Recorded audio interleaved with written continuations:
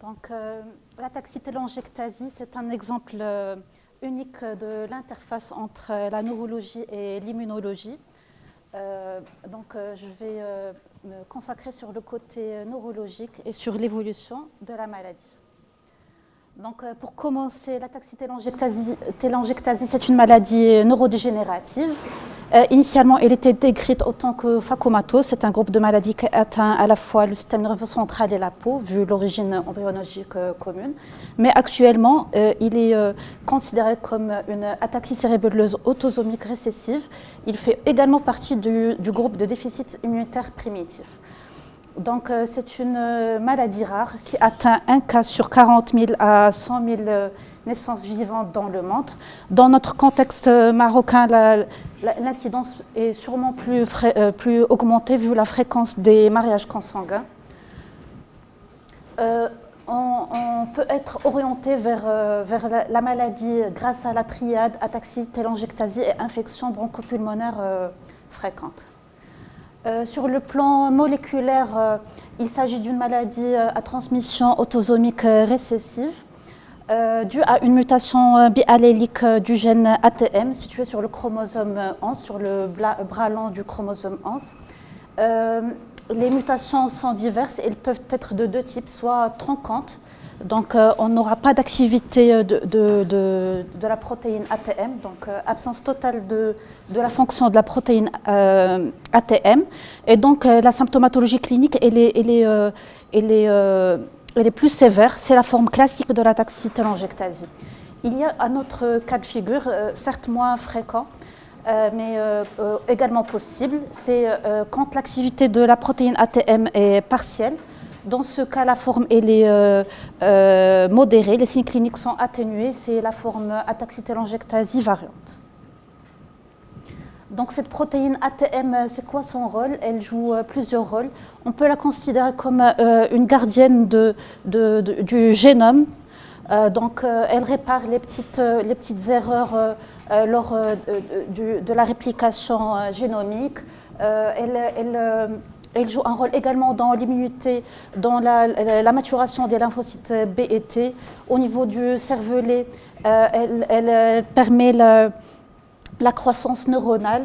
Elle joue un rôle de réponse au stress oxydatif. Donc, quand elle fait défaut, toutes ces fonctions seront altérées.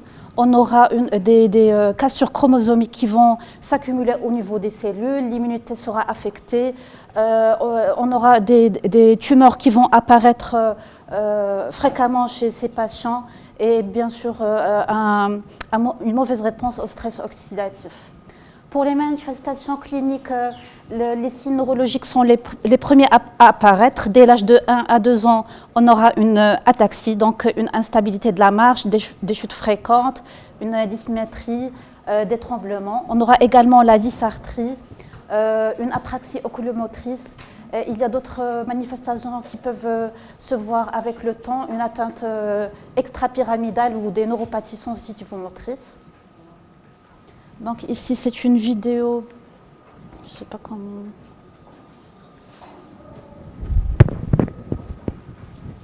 C'est une patiente qui était vue en consultation, donc c'est juste pour illustrer la marche. C'est une marche ataxique, instable. À cet âge, elle a déjà besoin d'aide à la marche. Ici, c'est un garçon un petit peu plus âgé. Il est déjà au stade de fauteuil roulant. Et cette vidéo, c'est pour l'apraxie oculomotrice. C'est le mouvement des yeux oculaires qui ne suit pas le mouvement de la tête ou du corps en totalité.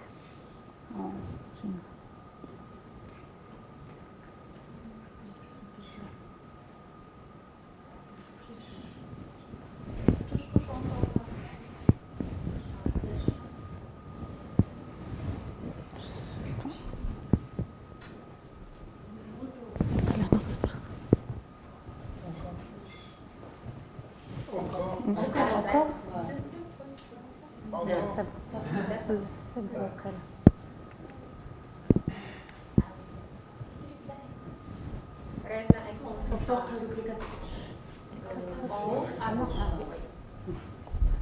Donc, la deuxième manifestation clinique, c'est les télangiectasies. Certes, ils n'ont pas de répercussions sur le pronostic fonctionnel, mais c'est un élément très important de diagnostic. Il oriente le diagnostic. D'abord, ce sont des télangiectasies au niveau du blanc de l'œil, mais il se peut qu'il se manifeste également au niveau de la peau, surtout au niveau des lobes de l'oreille. Troisièmement, il y a les déficits immunitaires. Donc, il s'agit de déficits variés. Ils ne sont pas systématiques chez tous les patients, mais c'est une grande proportion des patients. On remarque une augmentation du taux des IgM, un taux bas des IgG2, d'IgA, d'IgE, un déficit en CD4, en CD8, en lymphocyte B aussi. Généralement, une lymphopénie au moment du diagnostic, elle est associée à un pronostic plus péjoratif. Sur le plan clinique, ce déficit immunitaire il se manifeste par des infections ORL, des infections bronchiques, des pneumopathies récurrentes qui peuvent aller jusqu'au stade de bronchiectasie ou de syndrome interstitiel chronique et qui sont un élément de mauvais pronostic qui engendre des répercussions sur la qualité de vie de ces patients. Il y a également le côté prédisposition au cancer et radiosensibilité. Selon les études, on a remarqué que les patients atteints d'ataxie télangiectasie sont 100 fois plus sont prédisposés aux tumeurs. Donc ceci est dû aux hypersensibilités aux radiations ionisantes. Les porteurs hétérozygotes ne sont pas épargnés. Donc, pour la détection de ces tumeurs, il n'y a pas de recommandation internationale, mais il y a des études qui se portent sur la faisabilité de la BADI-IRM et qui ont montré de bons résultats d'acceptabilité et de faisabilité. Donc le dépistage doit se fier d'abord à la clinique et à des examens non irradiants, à savoir l'échographie ou l'IRM. La radiosensibilité, quand on peut l'évaluer, elle permet d'être plus vigilant par rapport à ces patients et d'éviter tout ce qui est examen irradiant. Il existe d'autres manifestations, à savoir endocrinienne, gastro-intestinale, ostéo-articulaire, donc la fréquence de scoliose, de rétraction tendineuse chez ces patients.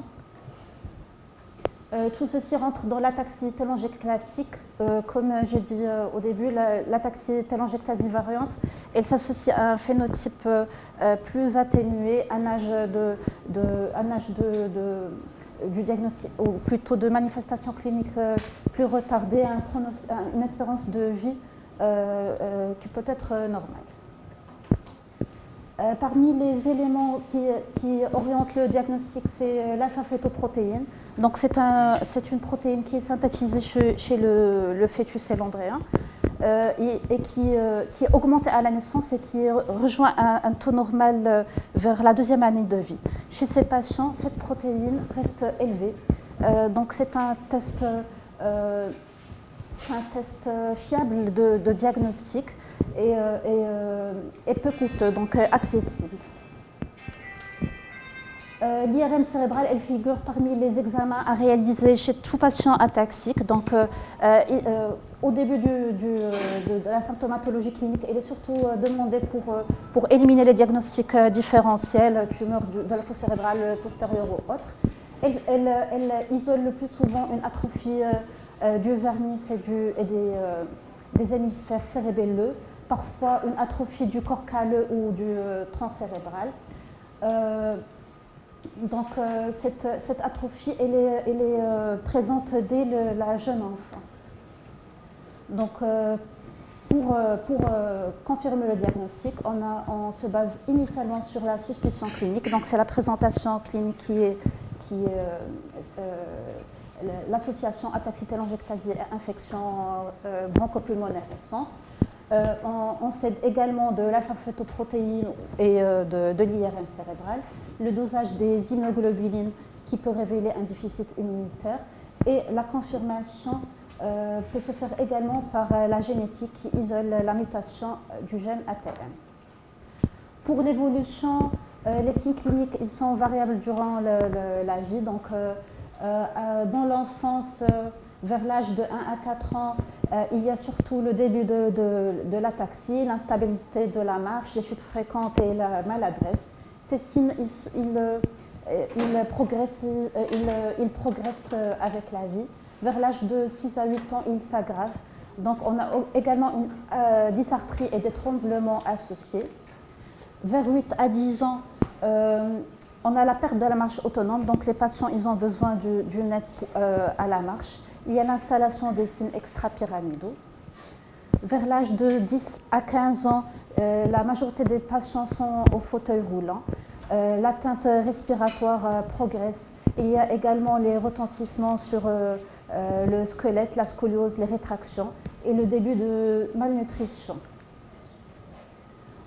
Au-delà de 15 ans, donc c'est les complications majeures, l'infection ventilatoire restrictive, la malnutrition sévère, les complications systémiques. Pour la prise en charge, elle doit être multidisciplinaire grâce à des études, à des équipes médicales et paramédicales bien formées. Donc il n'existe pas actuellement de traitement curatif, mais plusieurs traitements symptomatiques permettent d'améliorer la qualité de vie de ces patients. Essentiellement la physiothérapie. Donc ces patients ils ont besoin d'une rééducation dès les stades précoces de la maladie, que ce soit la kinésithérapie motrice ou respiratoire avec les drainages des DDB, l'orthophonie pour les troubles, les dysarthries, les troubles de l'oralité, les troubles de déglutition. Pour les patients qui ont un déficit immunitaire associé, il faut insister sur la vaccination précoce, l'antibioprophylaxie, le traitement adéquat des infections à répétition, les immunoglobulines en cas de déficit humoral, et bien sûr la prévention et le dépistage précoce des cancers. Pour la corticothérapie à faible dose, plusieurs études ont été réalisées qui ont démontré une efficacité surtout au cours des 2 premières années du traitement. Donc, durant les 2 premières années du traitement, on a un gain de la fonction motrice sur des scores objectifs. Mais au-delà de ces 2 premières années, c'est vrai, on n'a pas une marche arrière, donc on ne regagne pas ce qui a été déjà perdu, mais au moins on essaie de retarder les signes cliniques. Plusieurs approches thérapeutiques sont en cours, que ce soit des études de stade 2, de stade 2A, B, des études randomisées, que ce soit pour la triheptanoïne, la dexaméthasone encapsulée ou les oligonucléotides antisense. Donc, ces études, elles apportent un peu d'espoir pour ces jeunes patients. Pour les capacités cognitives et la scolarité, le quotient intellectuel reste dans la marge de la normale ou dans la limite inférieure de la normale. C'est vrai qu'il y a une bradypsychie, une fatigabilité cognitive, mais ces anomalies peuvent être surmontées si on peut améliorer le milieu de scolarité, adapter le temps consacré aux examens, par exemple, s'aider d'outils informatiques, que ce soit la commande vocale ou des tablettes, pour alléger le côté moteur qui pose problème. Donc sur le plan cognitif, il n'y a pas de grand retard comparé à la population générale, mais c'est le côté moteur qui fait la difficulté de la chose.